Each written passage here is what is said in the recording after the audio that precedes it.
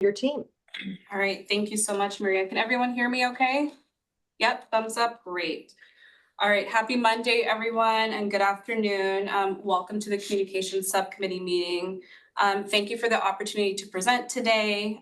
We are, as Maria mentioned, really excited to share progress on a number of initiatives. And before we get started, as always, I like to make sure that we take the opportunity to introduce and highlight our team. So I'm not going to go into everyone's title, but we have myself, Corinne Temple Perry. We have Esteban Cortez, who's our Director of Marketing Communications. Aditi Desai, who's our Community Outreach Manager. Katie Sharifi is our Communications Team Coordinator. And Christina Smith is our Social Media and Content Specialist. Next slide. So to guide our discussion today, I always like to provide an agenda of the topics we'll cover. So first, I wanted to provide an update on our branding initiatives, and then we're going to provide an update on our digital progress for our new website, as well as highlight a lot of our social media campaigns and our metrics, all the wonderful work that Christina has been overseeing. And then I'd like to showcase outcomes from a number of our community outreach campaigns. We've been very, very busy in the community, and we're really excited to showcase the work that we've done. And then finally, I'd like to transition to speak a little bit about an upcoming initiative. This is our patient access newsletter, and would really like to speak and discuss the direction of this new channel. Slide. Okay. So perfect. So we've all seen our, the CIRM logo, and as part of our ongoing efforts to really strengthen our brand authority, back in December, we recognized the need to update our branding to better communicate who we are and where we stand. And so as part of this initiative, we really took a closer look at our logo and really looked at ways to improve its readability and to ensure that we were basically effectively, representing our identity. And so it's been many, many months, of exploring various taglines and typefaces. And we had a lot of feedback internally and from the board. And so we finally made the decision to move forward with a new design, which we're really excited about. And so today, without further ado, I introduce CIRM's new logo. This had a lot of support internally, as well as JT support, guidance, and approval. And so CIRM's new logo is not just a visual change, it's really a reflection of our dedication as an organization to ensure that we're improving how we present ourselves. This new logo is legible, it's approachable, it's clean, it's human. And everyone was really excited when we rolled this out at the last staff meeting. And so we've gone through a couple of iterations of this. The typeface is very modern. This was the direction and feedback that we received from the board. We increased the thickness of the line to make sure that we are presenting the logo in a very readable way. And most importantly, it actually spells out our name, so we're clear about who we are. And so a lot of staff internally was very excited about this direction. And what you'll see here is not just one logo. You'll see 4 different versions of our logo, including our Spanish language logo, which we're really excited to roll out. Okay. And so our new logo is obviously part of our brand refresh initiative. This is going to launch externally on July 1st. And it's actually just one part of our brand refresh. So alongside the logo, we're introducing new templates, a fresh design. We've updated our brand colors to comply with ADA standards, and we've touched on that a number of times at the subcommittee, the need to modify our current colors to ensure that we have the proper color contrasting ratios to, again, comply to the ADA standards. And a lot of these enhancements really present CIRM in a more authoritative yet modern way. And so, you know, to ensure that these changes are communicated effectively, we've talked about the fact that we created brand guidelines to basically communicate the visual design system of our updated branding. And within the brand guidelines, this contains information of the updated colors, iconography, our typography. So there's a number of elements that are included in our updated brand guidelines. Next slide. And as part of this brand refresh, we've created a full suite of one-pagers. We're really excited to showcase, not here, but we will in the next month, updated PowerPoint templates which carry across this visual design system, which you'll see here to the left of your screen. We actually created a CIRM brochure, and many of our programs throughout CIRM will be able to develop their own brochure. We don't have it on the screen, but this brand system also incorporates consistent email signatures, branded letterhead, social media headers, and we also, I think I mentioned Zoom screens. So we're very excited to roll this out over the next month. And we actually held our first internal brand workshop to introduce a lot of these concepts and the materials to our staff. We wanted to make sure that everyone had proper guidance before adopting and utilizing these materials. We have a second brand workshop coming up in the next week, which we will record and then start to disseminate a brand rollout kit to make sure that we have proper compliance across the organization. And so I would say that the brand workshop was very successful. It was well received. People were really engaged and enthusiastic about it. And so we look forward to rolling out these materials next month. And I wanted to pause first before I transition on. Did anyone have any questions?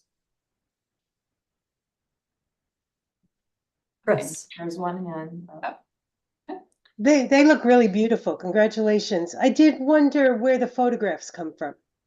These are stock images right now, but we have a pretty robust image library. And so a lot of these materials will feature in-house photos from CIRM or photos from our partners with their approval. Great. I think that would be really important, you know, to showcase our partners. Thanks. Anyone else? Okay, perfect. And so our brand updates will serve as a design foundation of our new website.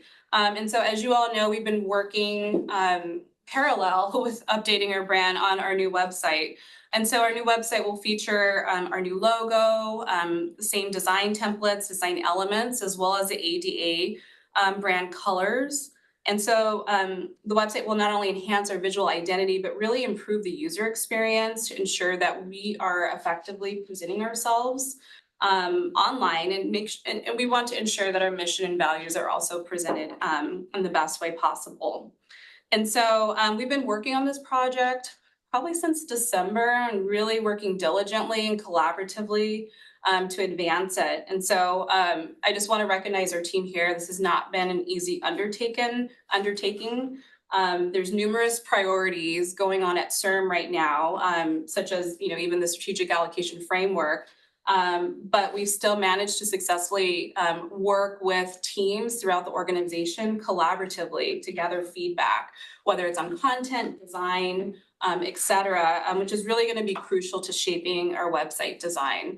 So I wanted to say thank you to everyone that has supported us through this process and provided feedback while managing all the numerous initiatives going on at the same time. And so what I wanted to actually highlight here on the slide, these are actual wireframes, not all of them, there's quite a bit, but these are some of the wireframes which feature the new design. And a wireframe is just sort of a mock-up that precedes the actual design of our website. So you'll see we have our grants wireframe and about wireframe. We actually have our homepage wireframe. This is not the actual design. But I will say we have designed our homepage and it looks really, really good. So I'm excited about this. I think JT, you're in agreement. He's seen our homepage. Yes, I think this is a marked improvement over our current website. I think, by a considerable margin in terms of content and user friendliness and the way it looks. I think it's gonna look really spiffy. So I think everybody's gonna be very proud of this, and it'll be a tremendous communication vehicle for us and something that all of our stakeholders will be able to access. Yes. And one thing I really wanted to highlight as part of this, because there is, not just sort of the design aspect, but we really need to ensure that we are being ADA compliant as a state agency. And so I want to highlight the web remediation component to this, which is very, very important. And so this is being built into the design. And I want to give Katie an opportunity. She's been, really critical to this project to really just kind of give you an overview about the web remediation strategy part of this, as well as the training. So Katie, can you provide some? Right, of course, I think as I've mentioned before, our website has always contained a lot of really great content. And one of the main problems, aside from making sure that we redistribute it and make sure that we have a great user journey, was that we wanted to make sure all our documents are fully ADA compliant. And so over the past 2 years, actually, we've been sending several batches through different phases to have every single document that's on the website remediated.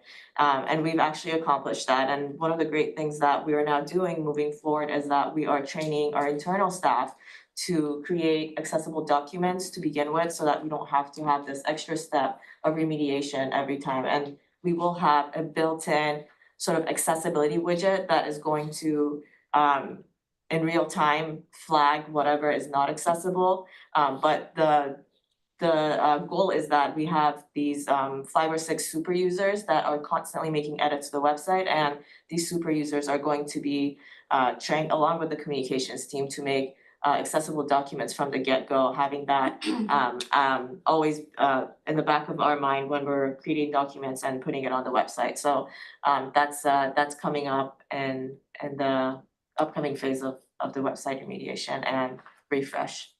And I will also add, this is going to be a tremendous cost savings for the organization. A lot of state agencies do train internal staff, and it's going to just, as we launch the website, make sure that we have a really tight product and that our files will be ADA accessible.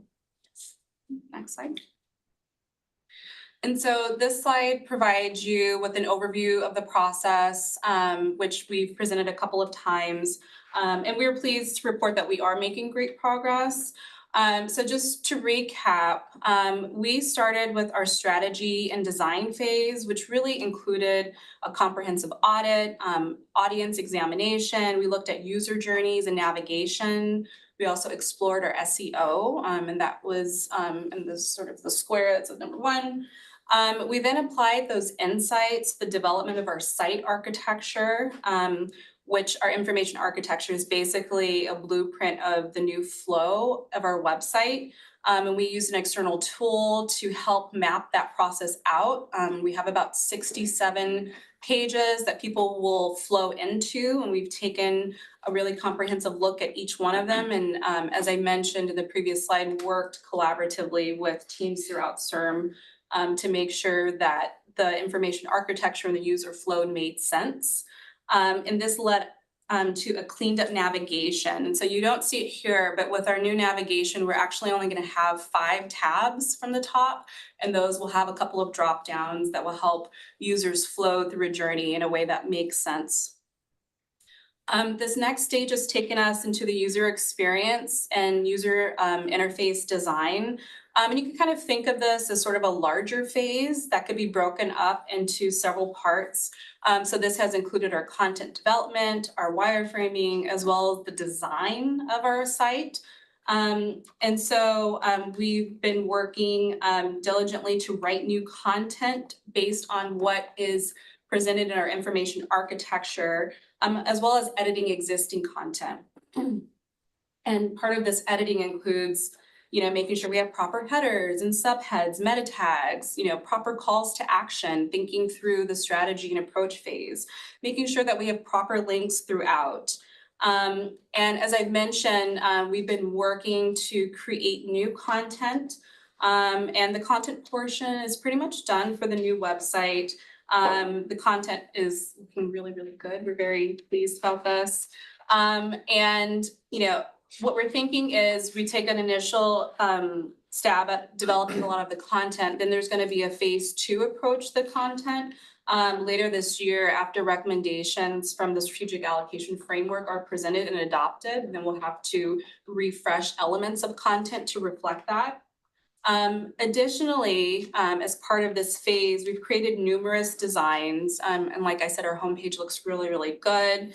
And right now we are wrapping up some of the interior designs of the website and then applying them across. I will say that our board design of the website looks really good. So just something to look forward to. Thank you, Claudette, for working with our team on that. Big thumbs up there. And so I highlighted because we're actually transitioning into our web development phase. So we've started this back end.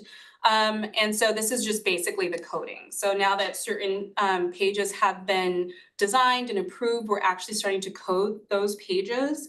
And there's going to be some elements to the website that will contain some interactive items, which will require JavaScript. So we wanted to get started on that early. And so we're really excited about that. The development stage will take about 7 weeks. And then at that point, we'll have a staging site ready to go, which is just basically what the site will look like, the actual site, but it just won't be live. This will allow us to go through and do internal reviews, testing to make sure everything meets our standards before we push the website live. So we're really looking forward to the launch of this project and for the culmination of it. It's been a tremendous effort from our team internally, but it's really going to help, you know, progress and highlight a lot of our communication strategies. Were there any questions? Okay, you can go on. Okay. One hand from George, sorry. I'm sorry, go ahead. Yeah, George? well, thank you. Looks like this took a lot of effort and is an ongoing process that'll lead to significant improvement. And I'm really pleased to see that. I was going to ask whether or not it would be possible for the committee to have access to the website for comments before it goes live. That's a great suggestion, George. Thank you. Okay. Did Maria comment? Absolutely. Any other questions? Okay. Great. And so basically, as we move forward with our communications plan, I think it's really important to highlight our social media metrics. And these metrics really serve as key indicators of our engagement with our audience. And these metrics, looking at reach, conversions, they really help to provide insights into the effectiveness of our communication strategies and the impact of our content, and really serve as a barometer of our success and what we're developing. And so I'm going to have Christina introduce and highlight some of these metrics, which over the past few months have been really impressive. So Christina? Yeah. Thank you everyone for joining us today. So these are just some of the key highlights that I wanted to present. First of all, we've seen a 4.8% increase in followers.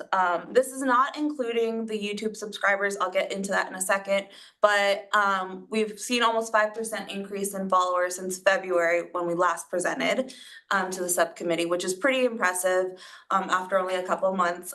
So I'm hoping that stays on track to, keep increasing throughout the rest of the year. Facebook content interactions are, likes, shares, comments, that's increased about 33% since the time period of last year. And we've reached over 171,000 accounts, which is like unique users on Facebook. So that's really impressive too. I would say though, in regards to that, and we'll talk about it more later in the presentation, but a good chunk of that is due to the sickle cell disease awareness campaign. And again, Aditi will probably go over that a little bit more, but a good significant amount of those users were utilized during that campaign. So it's pretty great content interaction accounts reached overall. Same with Instagram, since Instagram is owned by Meta as well as Facebook. We saw a huge spike in content interaction due to the sickle cell disease awareness campaign. And then also accounts reached grew pretty significantly since February. Or I'm sorry, since the previous time period. LinkedIn, we're seeing great numbers overall. And we saw over 265,000 accounts reached, which is 160% more than we did last time period. So it's just great numbers overall. I'm loving what we're seeing. And then to kind of talk about YouTube a little bit, going forward, I'm going to start including YouTube metrics. We haven't done that historically before. It will be something that's going to be presented going forward.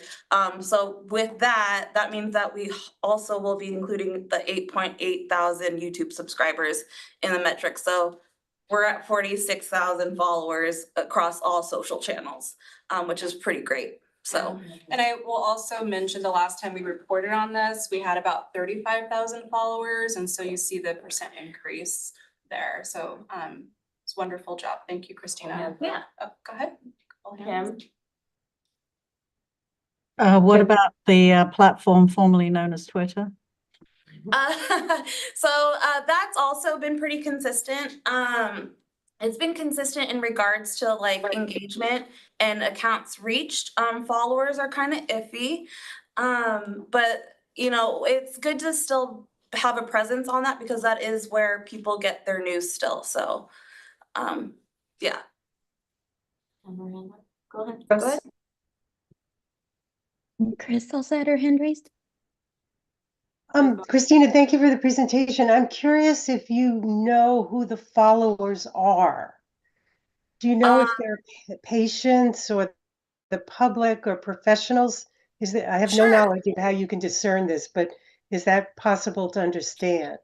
No, it absolutely is. And actually every platform has a different audience. LinkedIn, we have more of like the researchers and the more like corporate professionals as our audience, which makes sense. Also, I think grad students are a pretty significant audience too.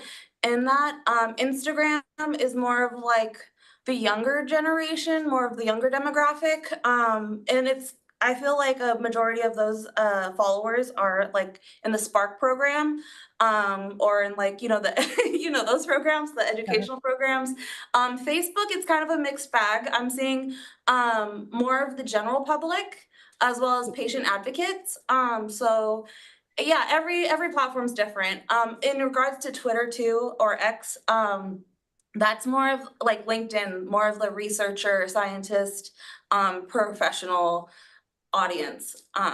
So it just depends on who we're trying to connect with on each. Yeah, so it sounds like we've got a great outreach across the markets that we want to target. That's wonderful. Yeah, Congratulations. it's pretty exciting. Kim? Yeah, I just would encourage us to retain X for the time being, because while LinkedIn definitely has great representation of people in private sector and industry, particularly amongst the more established investigators, there's still a lot of presence on Twitter. And there's also been a lot of academic debate about the sort of the moral stance of staying on Twitter with some of the changes that have occurred in the platform. But the general conclusion of most of those pieces that I've read is that there really isn't something that substitutes. So I just want to make sure that we don't lose our academic audience. Yeah, I totally agree with that, considering like for a lot of the marketing industry, it's the same exact conversations. So totally agree with you there. And I agree with that. That's Linda Malkus. I have a quick question for you, Christina. When presenting some of these moving forward, I think highlighting all of the media channels is important, so including X, and I know moving forward you'll include YouTube. In addition to that, some of the campaigns that have run on each of these, I know you mentioned that you were going, a DT would be talking about specifically the sickle cell campaign. If there are other campaigns that have run or other posts that have generated particular interest, in addition to the metrics, I think it's important for the committee to see what those are, so that we can replicate those in the future, know to highlight them. If it's something specific that we know is going on, we can send it to the team and say, hey, based on interest in this past sort of post, I'm sending you this, perhaps this will generate enthusiasm as well. So that would be really great. Thanks, Maria. Thank you. Any other hands? Any other questions? Okay, go ahead. I was gonna say, so at one such campaign, we actually have Daisy from the education and scientific programs team on. She's gonna do a little overview of the campaign, and then I can get into more of like the metrics that are on the screen. Great, yeah. Hi, everyone. So thanks so much for the opportunity to share a quick overview of these outreach videos with you. So like Christina mentioned, I'm a science officer on the scientific programs and education team. So for this effort, our team worked on a series of outreach videos, really to highlight new perspectives and voices in regenerative medicine, as well as bring out the inclusivity and diversity of this up and coming future workforce. So for this effort, we worked with CIRM trainees, mentors, and program directors of our training programs to really share their experiences and learnings with others. And through these interviews, we also heard a lot of inspirational stories of success. So overall, we created 3 videos, one of which is bilingual in Spanish and English. And one of our goals with these videos really is to encourage viewers to take action by getting involved, spreading that awareness, and of course, participating in CIRM's training programs. So through these outreach videos, we really hope to engage students and their families, and especially those from the Hispanic and Latinx communities. And we want to share with them the benefits and outcomes that they can expect from participating in our programs. So these videos really overall also emphasize CIRM's commitment to creating lots of educational pathways into really a variety of diverse careers. And in these videos, we actually hear from trainees who are now in the biotech industry, the manufacturing industry, and in academia and teaching colleges as well. So that's really showcasing all of the different paths that alumni can take after completing their training. So like Christina mentioned, we worked really closely with the communications team who created a launch strategy, including email campaigns, as well as a social media strategy to really help promote these outreach videos. So I'll turn it over to her, who can share more details on that, as well as the video statistics on how well we did. Thanks, Daisy. So as Daisy mentioned, we launched an email and social media campaign for the initial launch of the videos, and they've been pretty successful so far. And keep in mind, the way that we're viewing these videos is they're evergreen content that's going to last us, hopefully more than a year, and maybe 2 years. We'll see. But we're expecting to really utilize these videos for a long period of time. So we kind of broke up the launch into phases. The first initial phase is, again, an email campaign and a social media campaign. I did a little bit of A/B testing with the email campaign just because I wanted to experiment. And we saw a really good open rate, 24.4%. We also saw over 9,000 video views. It's probably more now since I last put these numbers together. But that's across all social channels as well as, and this includes YouTube, and that also includes email campaign or on the blog, because we did write a blog that included video or had the video embedded. And then we also saw that the blog that included the videos got picked up on our newswire, and that saw about a 2 million reach. So it's all really, really exciting as the initial, launch for the videos. If you want to go to the next slide. This is just kind of showing you some of the posts that you may have seen on social media. It's on all platforms. I also know there's a few subcommittee members who've shared the videos. I appreciate that. If you can get your other subcommittee members to share it, that'd be great too. And then the second phase, which is already kind of started, we're gonna keep doing a little bit more outreach, but we're connecting with our stakeholders, more specifically program directors, to embed the videos onto their website. So that way we can increase the views of the video. And it's also just another way to connect with the audience that Daisy had mentioned for these videos. So yeah, any questions? This is just, I'll raise my hand. Go ahead, Leandra. Okay. Great job on everything. I really do love that you were tracking the user experience, as you explained earlier. That's really critical, I believe. And also just wanted to suggest, if this hasn't been thought about already, that when you want us to put things out and to elevate things, maybe send us like a quick email that says like, hey, everybody, we're going to, or we have this post out that we'd like you to promote or lift up. I'm crazy busy like lots of other folks and don't have time to always monitor the CIRM social media, but like with my own team, when they kind of ping me and say, hey, make sure you uplift this, I know I'd be willing to do it if I just got a little nudge. So hopefully that's helpful, but want to be helpful in my role. Thank you. Thank you, Leandra. I agree. I think that's if it's something that the communications team can package for the board and send it out periodically as here are some things to highlight. You can go here, or even if they send the links to what they are specifically and can be reposted. So thanks. Yeah, like a toolkit too. Those are always great when it's like, hey, here's 3, things that you can just grab and, paste in your own social media to help us out. Thank you. Kim.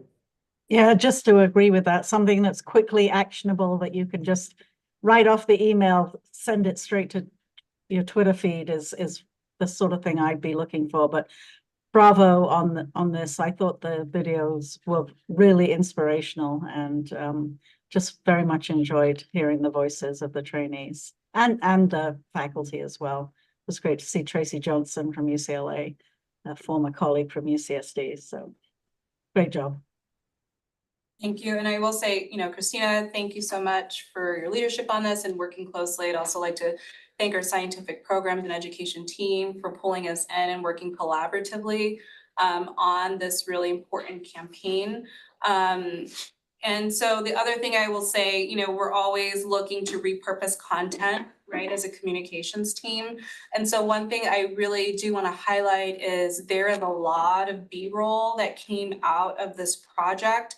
Hours and hours of B-roll and interviews from CIRM leadership as well as board members.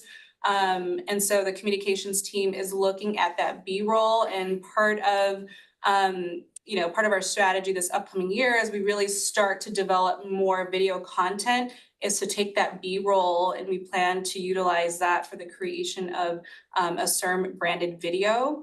And so this video education this video will actually be included in our new website, and as well as the development of our CIRM branded video utilizing this B-roll. So, it's all in all great. Yeah. I actually just wanted to add something really quick to that too, is that we absolutely will be sending out some of those toolkits. I do want to recognize that Christina has created some of those toolkits to share with staff and board. And that's one of the reasons I think it has been so successful. But really, in addition to that, and tying back to the social media metrics that Christina recently shared, is that you'll start to see that a lot of our content is going to be very people-centric, focusing on a lot of the stories that are coming from the programs. And I think that's one of the reasons why our content is so successful and you're seeing a lot of this growth, is that it's really sharing those stories that are impactful and really do resonate with the audiences that we're trying to reach. So I did just want to recognize that, and thanks, Christina, for sharing all of that. Mm-hmm. And I will let Aditi give you an overview of our outreach goals and provide just some highlights from some of our recent outreach initiatives and events. Thanks, Corinne. So just a quick reminder of the outreach goals that we had established last fall. So I won't go into super detail because I know we've gone over these a few times now, but just looking at enhancing awareness and understanding of CIRM and CIRM programs, strengthening collaborative partnerships, and then increasing geographical focused outreach. Next slide, please. So the first campaign that we really launched was the sickle cell disease campaign. So that was really looking at bringing awareness to what sickle cell disease is, who it disproportionately impacts, and CIRM's commitment to funding research in sickle cell disease, as well as providing communities and community members with additional resources, such as information about upcoming clinical trials funded by CIRM, connect folks with community-based organizations working in sickle cell disease, and also connecting families and communities impacted directly by sickle cell disease with resources to potentially pursue advocacy work. So just kind of a quick summary of the initial digital campaign. As you can see on this slide, we had pretty significant numbers in terms of email open rates, blog views, and social media engagement.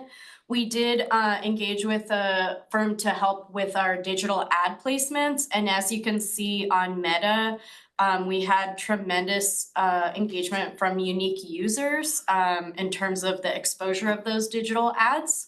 So that was really great. In terms of the events, so we had about 200 views from events that we were physically part of, sharing these physical materials, talking about sickle cell disease. And there were four events that we specifically highlighted. One was more recent, so it's not on this slide because it was this past weekend. But the three that are on this slide are the Black Joy Parade, Talk Into Action, and Soul Stroll. So those were specific events that we promoted this sickle cell disease information and content. Most of the events were engaging communities of Black, African American, and Hispanic communities. We did have some in-language materials in Spanish available for communities of Spanish-speaking heritage. And we also had a lot of conversations with community members about sickle cell disease, really bringing awareness to what it is and how it might impact them. We found that there was a lot of communities who expressed distrust in just the medical field, the research field. And so we got a lot of positive feedback for being at these events and bringing the information to the communities that may not necessarily seek it out or take that initiative to seek out where they can participate in some of this research. And so it really started, setting that solid foundation of building rapport and showing a lot of these communities that, hey, we're here to support you. We're here to hopefully bring positive resources to you where you might, be impacted by something like sickle cell disease. I have a hand up from Leandra. Leandra? Yes, thank you so much. Thank you for this amazing work. And I guess my comment is more around strategy and education versus the communications part of it, but there's a tie in there as well. So I love the focus on sickle cell. I see that the picture is of African-American family. I heard when you said you also made outreach to Latinx communities, but I think that there's also an opportunity here, especially around sickle cell, to educate people that it's not just African Americans. That's what we think. That's what we've been trained and conditioned to think. But we know that other groups can also be impacted. So I think in doing the outreach and education, that we should also take into impact if we unintentionally are otherizing groups and stigmatizing groups, and again, unintentionally, because that is where the focus is. So I think it's a really tricky piece, right? Because you definitely want to address the stigma that's within these specific communities who seem to be most impacted. but also I think if there's a way to infuse other education around other groups who are impacted and bring them into the conversation, it might actually do more to spread awareness and lessen stigma when it's not just a Black thing, primarily for that specific disease. So even looking at the venues that you all chose to, be present at, great. And are there other places where other groups can now join in advocacy and care around this issue because they now realize that their families and communities can be impacted too. So just wanted to share that. Hopefully that comes across in a helpful vein in order to grow the campaign and, educate patients more. Yeah, thank you so much for bringing that up. So the kind of overarching communities that I mentioned were general for all of the events, but actually on this slide, the Talk into Action event, so that event was located in Pacifica, and the vast majority of folks who attended that event were white or Asian Pacific Islander. And then this past weekend, I attended the NORD Rare Living Rare, Living Stronger Family and Patient Forum. And similarly, that event was primarily attended by white and Asian Pacific Islander, as well as some Hispanic and Black. So I completely agree with you. A lot of our materials and conversation were focused primarily initially on the most, what we know now as the most impacted communities. And there is that drive and strive to make sure that the conversation is being had with all the diverse communities in California. So totally aligned with what you're saying. Yeah, no, I appreciate that. And I think bringing in others to the conversation is important, but the extra step is the conversation shouldn't just be around a diverse group of people, but the disease is really focused on African Americans and Black communities, but rather now we have a diverse audience. And did you know it relates, like kicking it back, it also relates to you that are here. So thank you for the focus there. I appreciate it. That, Leandra, thanks for bringing that up. Actually, Isabel and I had a conversation offline a couple of weeks ago, which prompted me to email Abla Creasy to further understand her, insight into demographics of the disease in California, specifically with the Latinx community and sort of what outreach we would do to the Latinx community as well, in addition to other communities. So thank you for that. And I have a question relating to, similar to strategy.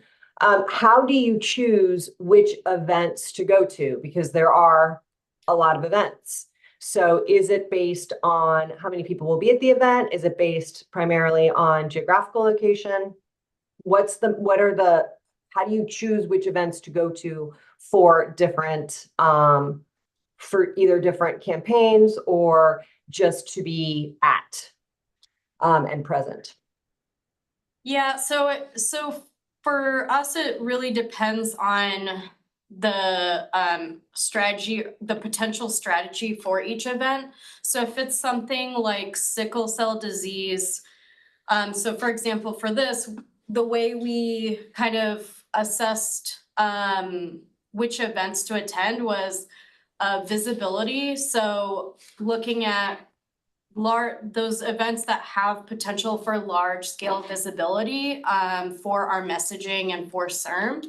As well as looking at who's attending this event and kind of like how we can share this information to a diverse audience as well. The goals for the sickle cell campaign was very much to get the messaging within Black African American communities as well as Spanish speaking communities. So that was some of the assessment in terms of which events to attend specifically for this campaign. And we do that, we do that assessment for each event when it ties into a specific campaign. Generally, when I'm looking at events, I also look at, physical location and kind of the communities that might be more likely to attend those events and the disease areas represented by those events. If it's a specific, something like the Parkinson's Walk that we did recently as well. So it's a lot of really, looking at the event, look at this potential impact and looking at the potential visibility. Those are kind of some of those key metrics that we look at before committing to attending an event. Corinne, I don't know if you want to add to that. No, I think that was really well summarized. And I will say that this was one of our larger scale outreach events that we've done, one of the first as a communications team.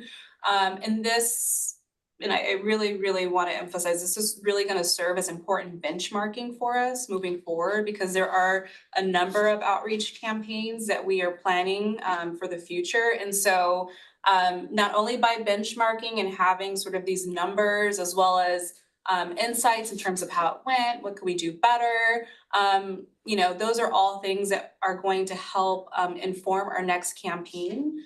And additionally, I mean, we are very excited about these numbers, but we really need to, as CIRM, present ourselves and connect with communities in a way that's going to resonate with them. So these campaigns serve even a broader purpose in terms of making sure that we are initiating more conversations and we're re-engaging. And so that's really hard to quantify, but it is really, really important when it comes to community engagement. So. Awesome. Any other questions? Okay. So this slide is an overview of the materials that were developed for the sickle cell campaign. So we have our landing page in the lower left, as well as some of the collateral, both in English and in Spanish. And we also highlighted a patient story of Evie Jr., which was really impactful in a lot of the conversations we had at the Black Joy Parade, as well as the conversations I had at Soul Stroll. It was really important to have that patient story available to bring to the community. Next. So this slide really highlights the Soul Stroll, which I attended it was located in San Mateo. So it was hosted by the Bay Area Community Health Advisory Council. It's an annual event, and this year's theme was Movement as Resistance, and it really symbolized a collective effort to combat health disparities within communities of color. There were about 500 attendees, and I talked to about 65 individual people. The primary audience was Black, African American, with some Hispanic, Latinx, and Asian individuals I engaged with. And we primarily shared information about sickle cell disease. And I also shared more broad information about CIRM, because I found after the initial touch points, there wasn't a lot of awareness or knowledge of CIRM and kind of who we are and what we do. So that was a lot of the conversations were generally about CIRM. There was a lot of positive feedback for us being present at this event. A lot of the community members indicated that, this really validates the need for diverse participation in clinical trials and diverse participation in research. And so, a lot of things that were brought up at this event was that mistrust within research in the medical system, that historical mistrust that is present. And so by being at this event and really showing our support for this community, for individuals who, whether impacted by sickle cell disease or other diseases, showing our commitment to funding research in those disease areas was really important and was really powerful for these folks to see and be able to talk to somebody from CIRM. Personally, I think this is a really great event to continue attending. It's an annual event, and so I think it would be really impactful for us to be present at long term. Any questions on that? Thank you for highlighting the being at the event and providing sort of a sense of CIRM caring and understanding that we want to move forward from that we are a trusted resource and that people can come to us. I think that that's something just in having conversations. A lot of the articles that are written about communities that have historically not had a lot of trust in the community or in science and in doctors in the medical field, they present it as though that's completely gone away. And I know that that's not the case. And so I like that we are working and continue to work diligently on that. So thank you. Chris. I was curious if you got any questions on actually engaging in a clinical trial.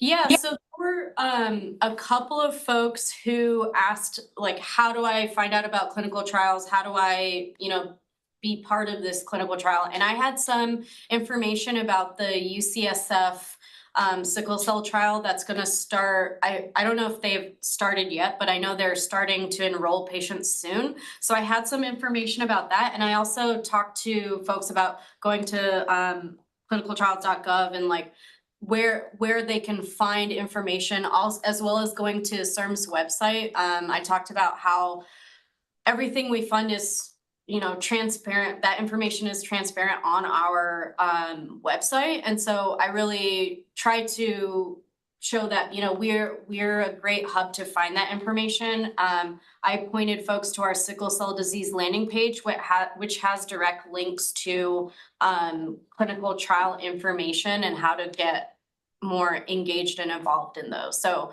yes, those were questions that were asked, and I tried to answer them to the best of my ability. Yeah, I think that would be really important for future outreach as well. Absolutely.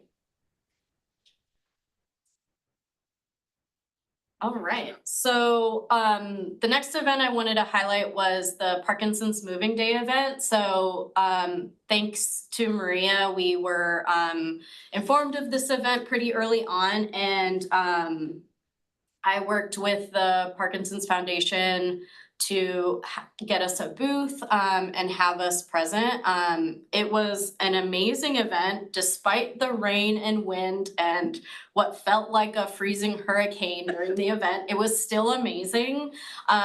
There were about 300 folks who had registered for the event, but due to the weather, only about 100 folks showed up. And so we were able to engage with about 20 people. They were primarily friends and family members of individuals who are diagnosed with Parkinson's disease, as well as some industry partners. We shared information about CIRM's funding in Parkinson's disease research. And I really want to highlight that Maria was at the event.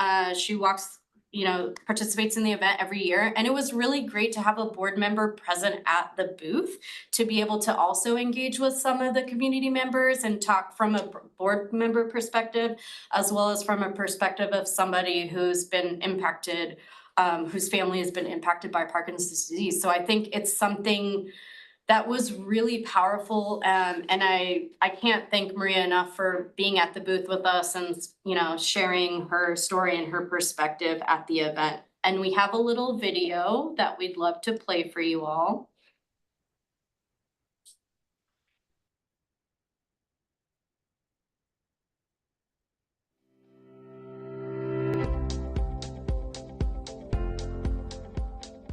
We're here at the Parkinson's Moving Day event in San Francisco. Rain or shine, we're here to show how CIRM is funding research in Parkinson's, as well as increase awareness of Parkinson's disease.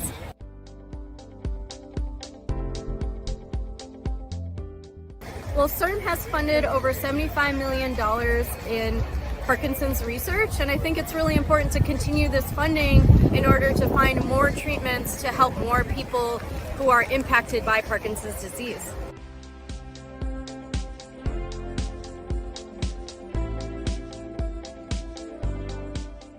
It's really important to show solidarity with events that are bringing awareness to diseases like Parkinson's disease, and to also show our support and what we're doing to help mitigate the impact of Parkinson's disease and hopefully bring a future where those impacts are reduced or maybe even removed completely.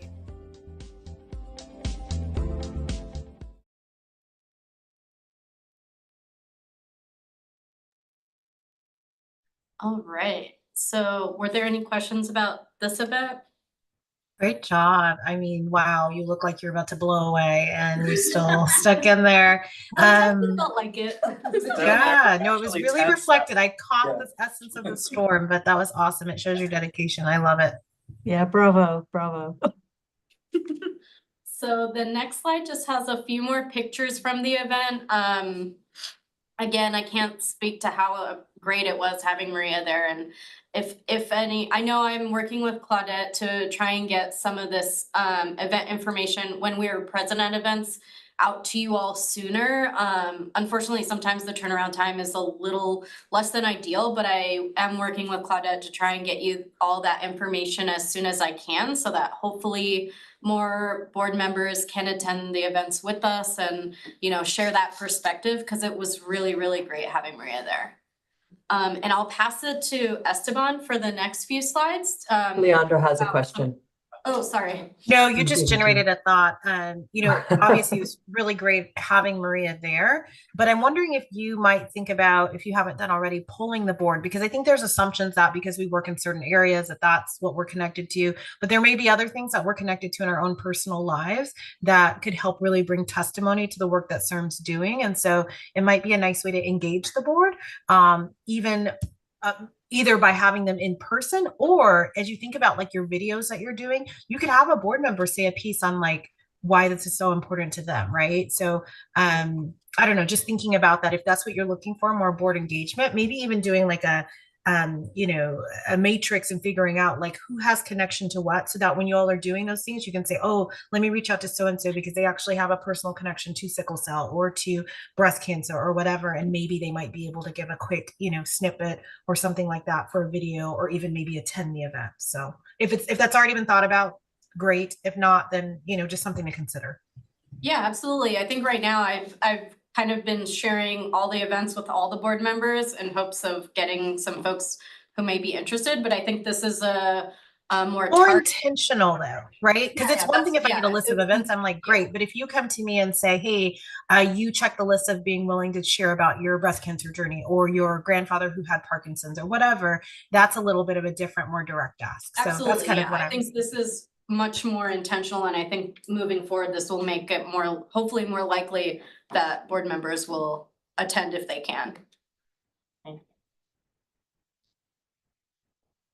Good, thank you, Aditi. Thank you, everyone, for these wonderful suggestions.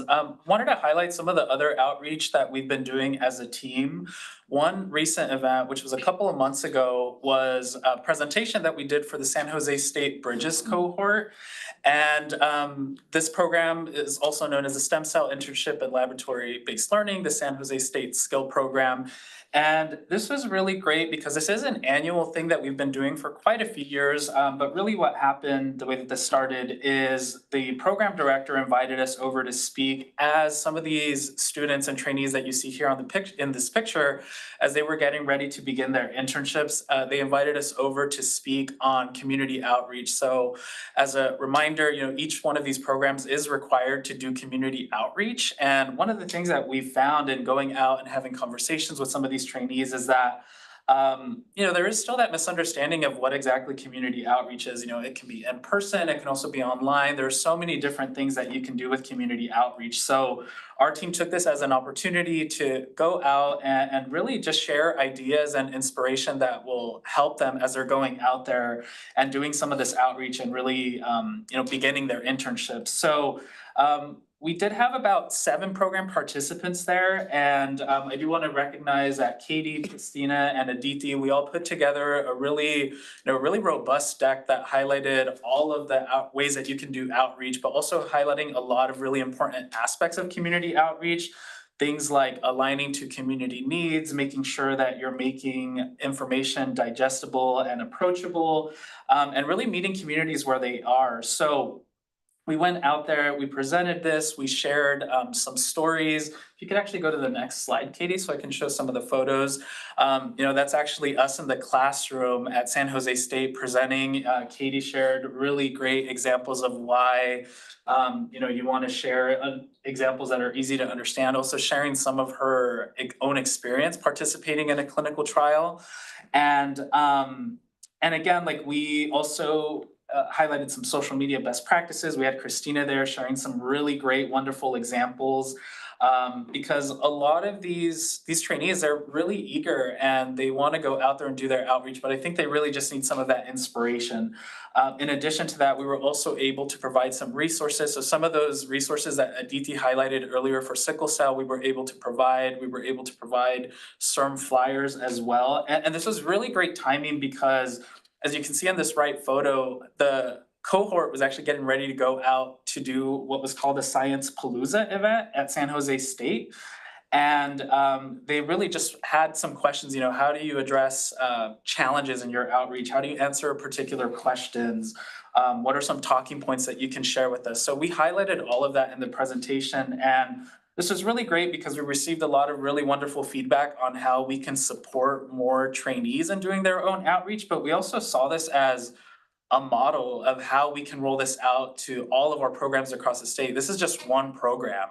And you know, we have dozens of other programs across the state. And we've heard from the board that, you know, we really should tap into some of these programs so that they can do outreach for CIRM, but also just for on regenerative medicine, stem cells, and all of the great work that's happening here. So it was really great to be out there, really see some of these students. We also are keeping in touch with some of them. A lot of them shared enthusiasm and sharing their own stories. So just really wanted to highlight this and really how we collaborated as a team to go out there. Also recognizing the support that we received from the scientific programs and education team. They provided some guidance on that slide deck. And this is really just the beginning of how we can continue to work with some of these trainees in doing outreach. Any questions on that? Can I just mention one Yeah. thing as a tangential point, just for members of the board to flag on your calendars? As you may know, in the past, we've had meetings of the different educational programs that come together once a year to discuss what's happened in the program, present slides, give talks, et cetera. For the first time this year, the education team of Kelly and Daisy are putting together a meeting of all of our education programs coming together in one setting, which will be August 11th to 13th at USC.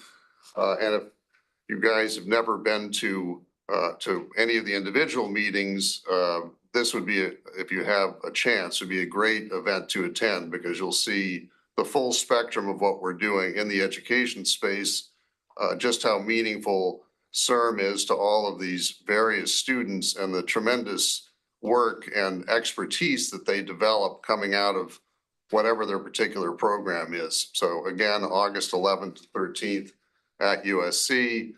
If you're interested, you coordinate with the education team and through Claudette as well. Thank you, JT. Kim has a question. I was just going to say I'm very excited to attend that event, JT. I think it's going to be fabulous. So I'm on the schedule to attend. Thank you, Kim. Okay. And another outreach event that our team was at recently was what's known as the LA Best, also it's called the Los Angeles Bioscience Ecosystem Summit 2024, short for LA Best. And this was a really great event. It was a conference that was hosted by UCLA, and really the aim of it was to provide an opportunity to showcase bioscience innovation in the Los Angeles region. It was hosted by UCLA Technology Development Group.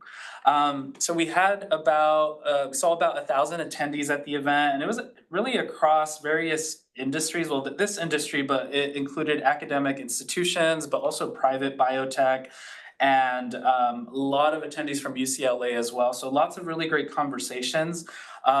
In addition to promoting Los Angeles as a center of excellence for biotech, the goal was really to foster partnerships between academic institutions, the investment community, and biopharma.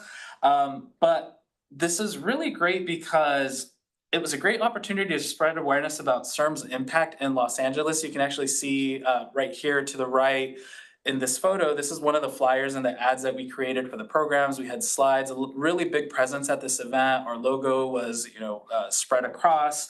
But aside from highlighting, our impact in the Los Angeles region, we were really also to highlight our impact across the state.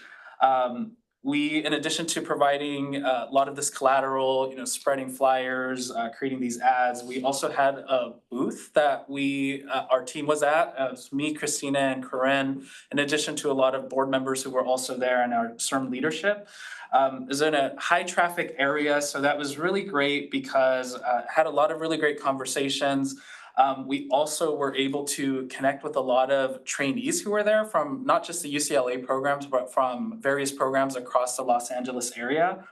And even though there was a lot of familiarity with what CIRM did, the conversations were wonderful because there were still a lot of misunderstandings of what exactly CIRM is. Like a lot of people, for example, or various people didn't know that we were a public agency. So really being able to talk about our impact in that space, what we do as a state organization, how we're addressing challenges in the industry through manufacturing network, but also building the workforce. Just a lot of really great conversations. We were also able to connect with a lot of students and trainees who were there, connected with them. And in addition to that, if you go to the next slide, Katie, these are some of the photos of the event. We had a great board presence there, but we also had moderated some panels as well. We had speakers. JT, as an example, was able to introduce some of the speakers and really, give a pitch for what CIRM does and how CIRM is really making an impact. And in addition to that, we were also able to meet some patients. As an example, we did have a patient advocate for retinitis pigmentosa who participated in an advancements in ophthalmology panel. So we were able to really highlight our work in that space and how we're really advancing and supporting treatments for some of those conditions that affect vision. So it was really a wonderful event, and if we participate next year, we think we'll have an even bigger presence because, as I mentioned, just a lot of really great conversations. In addition to highlighting our work in Los Angeles, it's really a way to highlight how CIRM is creating an impact across the industry and across the state. So, JT. I'd just like to add a couple things. The number one, big shout out to Judy, who was one of the co-organizers of this event and put massive amounts of hours into it and did a fantastic job. Likewise to two of our internal team, Dr. Avlakrisi, who led an ophthalmology panel, as well as Dr. Sham Patel, who led a manufacturing panel, both of which were very well attended and played extremely good reviews. I will note that CIRM was mentioned a gazillion times over the course of this conference, which was great visibility for us. But I think it showed the importance of our participation in the LA ecosystem as sort of a microcosm of our impact throughout the state and the difference that we're making and all the things we're helping to enable. So I just wanted the subcommittee to be aware of all of that. Thank you. Thank you, JT. And as we're highlighting all of these events, I did want to recognize that we really are thinking about how we can bring engaging materials for all ages. This is actually just an example of some of the recent activities and, not just kid friendly, but really just friendly for all ages. Some of the activities that we're bringing to really engage people who visit us at some of these booths at the events that we just highlighted. I do really want to recognize that, Aditi has put a lot of really great thought into these activities. We've created coloring pages, word searches. Last meeting we highlighted our Plinko board to illustrate some of the science behind the work that we're funding. And just to really point out a specific example at our Parkinson's event, we had some children who came to our booth to color, and this really was great because it helped us to really spark a conversation with their parents and really highlight some of our work in this space. So, as we're going out into some of these events, we're really going to get creative. We always welcome ideas on some of the, those engaging activities that we can do to really attract, traffic at our booths and really facilitate some of these conversations. So that's been really great to roll out at some of these events that we just highlighted as well. Can't start workforce development too early. That's that slide. Next slide. Well, thank you, Aditi and Esteban, for giving that wonderful overview of our outreach programs and events.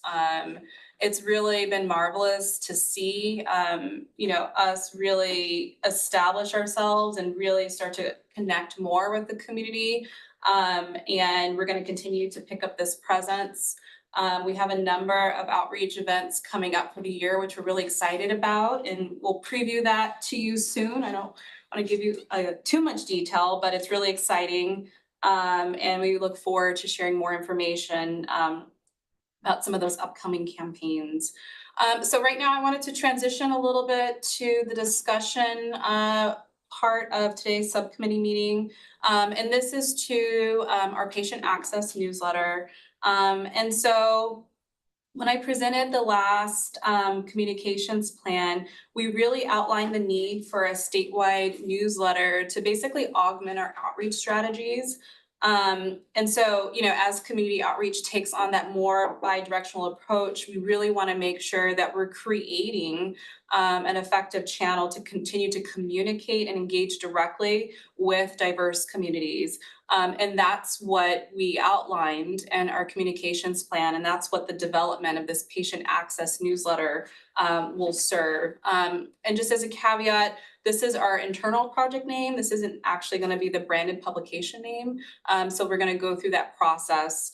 And so we met with a couple of folks internally to discuss a strategy. And you all received a copy of sort of that summary of that strategy that we reviewed. And within that meeting, we aligned on a few goals, right? The first would be to inform and educate. So, we want to raise awareness about CIRM's mission, our initiatives, and we want to educate the public on, cell and gene therapy, as well as really utilizing this publication to inform about risks around stem cell tourism. The second goal is to enhance awareness, right? And so that's what we're already starting to do. We really want to promote CIRM as a resource hub. And, as more programs roll out, such as the patient support program, community care centers of excellence, we want to be able to provide that information to the community.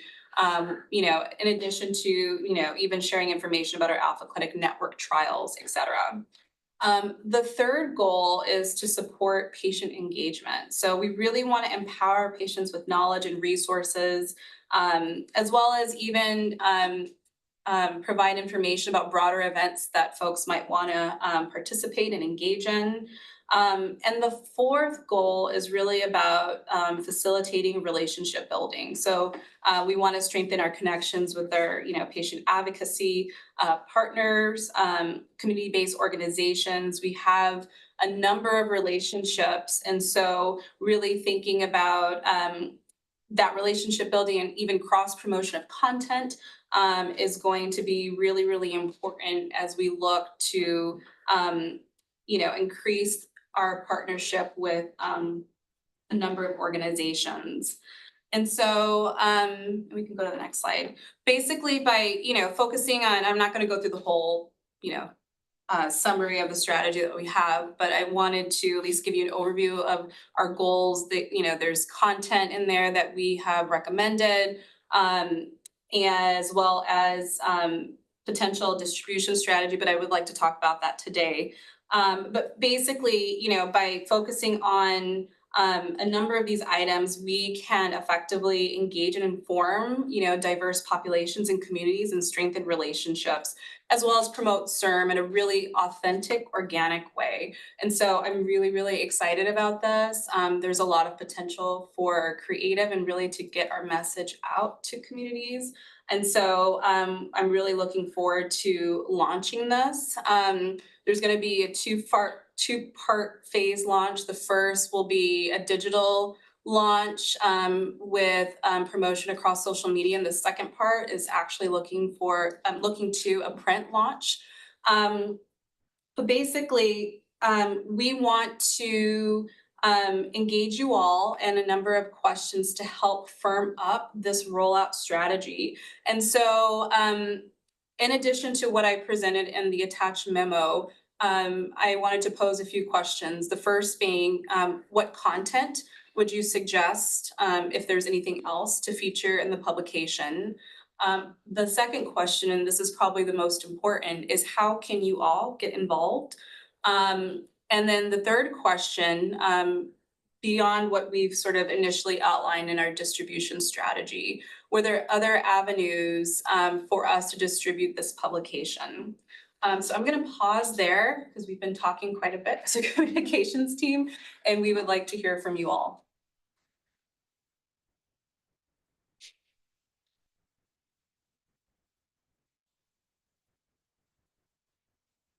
Kim. Well, I would say the upcoming launch of the patient support program is a no-brainer for content, sort of outlining why we're investing in that, what we hope it will accomplish, and what it can do for patients. Thank you. I think that's an excellent suggestion. I think highlighting which of our clinical trials are enrolling and in what disease areas, so that if someone's interested in participating in a clinical trial, they can, and who to contact. I don't know if it comes back to us or if it comes to the patient support services if it's up and running at that point. But I think access to clinical trials is something everyone's very interested in. Vito. Thank you, Maria. You're on mute, Vito. Thanks, Maria. Hi. Mm-hmm. Question 2 and 3. I'm sorry, 1 and 3. Unless you can think of reasons why not, I'm wondering, depending on the periodicity of how often you issue this newsletter, if you might feature one of the more prominent diseases that affect Californians. And that ties into my idea on the third one, to share this with our large network of patient advocacy groups. They might want to augment our distribution. It's a great idea, Vito. Thank you. I agree.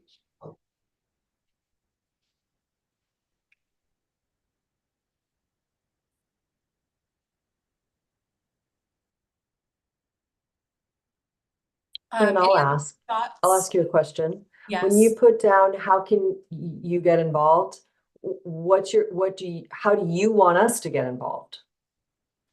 Well, it's I think that's easy. It's easier if you throw out some suggestions, so then we can be like, yeah, or give out some assignments, Maria, good with that. As the communication team knows. I would love,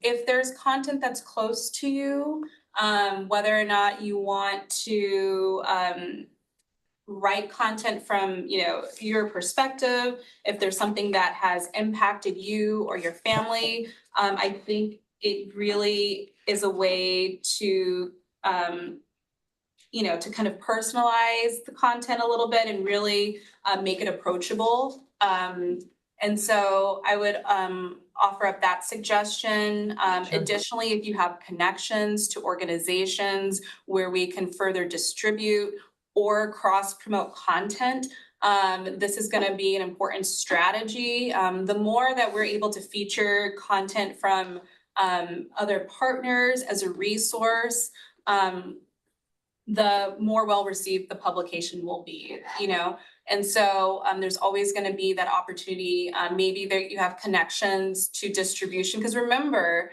we want to make sure that we are connecting to diverse communities. We want to make sure that we're providing the content that's easily accessible to them. And so we want to make sure that we're providing this publication, in their communities with their community centers that they go to. And so you all may have those connections that I think are going to be really, really helpful in reaching organically a lot of these communities. So I would definitely welcome that involvement as well as those suggestions. Couple hands up. Chris. I had 2 thoughts. One is, are you thinking in terms of the content of also including the perspective of family caregivers? Yes, because absolutely. I think that's incredibly important. Yes. It's really a partnership, I think. And the other thought that came to mind, and I welcome others' comment on this, is is there any merit in sending the newsletter to professional organizations? Because they need to know what their patients are being told. And I wonder if that's a way to, increase our outreach, and then also to inform providers as well of the work that's going on, that they may be able to refer patients to some of the specific trials. And I don't know if you've given that any And thought. I agree. I think that would be a wonderful approach. Even if you think about where we want to distribute, connecting with providers, maybe providing that to providers to give to their patients. Sometimes, maybe they don't have the resources or the expertise, to write and to present things creatively in an engaging way. But if we provide these materials to make it really easy for them to do that, this is an effective approach to distributing this content. And the only thing I would say is we definitely want it to be focused on communities and that community voice. And so having, them take notice of it, but maybe not be the centerpiece of the content, I think will help to keep the content really organic and authentic. I don't think the professionals have to be part of the content. I just think they should receive it electronically so they know what their patients are receiving. Yeah. Yes, wonderful. Thank you, Chris. Leandra.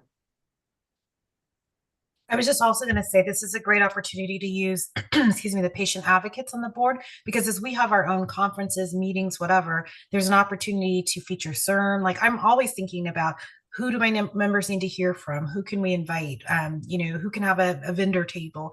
And so there's an opportunity there, I think, to figure out when are your 10, 15 different meetings? Is there some relevance there in terms of content and utilizing those forums too? Because I'd be happy to do that. We throw meetings all the time. Hey, Leandra, I'm going to write your name down. You're Thank you, volunteering. Leandra. Kim. Yeah, and to the same note that Chris raised about getting this out to providers, I think those of us who represent academic institutions certainly have channels to get it out to faculty physicians so that they know what their patients are receiving, but they may find the content useful in sort of explaining to people. Because that's often a barrier, is just having those materials in lay language that are available. Excellent. Absolutely, Kim. I think that that's something we've addressed both in the access and affordability group, but also in communications, how we really need to get to the providers and to the primary care physicians, et cetera, because they don't know that there's a trial going on. How are we gonna get new patients in? So it's a huge effort in and of itself, for sure. Excellent. Thank you. Any other comments, feedback, thoughts? JT, do you have any thoughts? No, but we can continue the discussion on as we do. Are you ready to sign up for content, JT? Well, I've been reviewing a lot of content, as you know. So no, I think this is all great, and thank you everybody on the subcommittee for your suggestions. All right, excellent.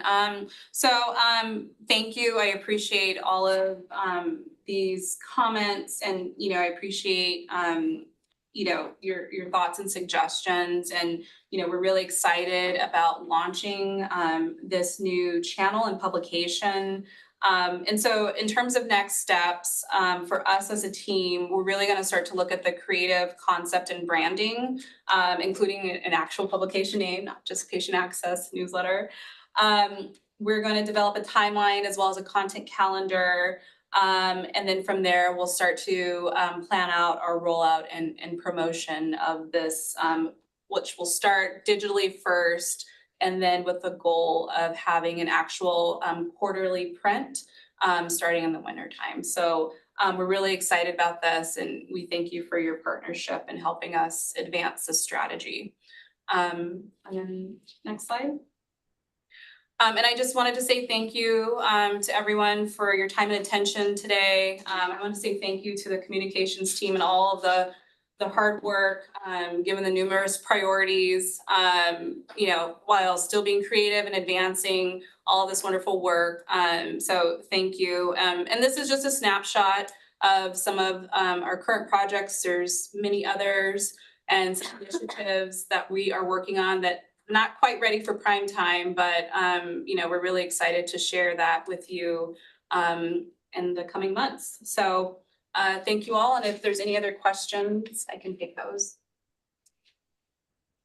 Are any questions from the committee? I want to thank Corinne and the team so much, and Daisy and the scientific programs team as well. A lot of great ideas and a lot of great progress that you all are making. So thank you so much. And I believe this is the point where we ask for public comment. There are no hands raised. Thank you, Claudette. And if there are no other comments from the committee, we will adjourn the meeting. So thank you, everyone. Bye.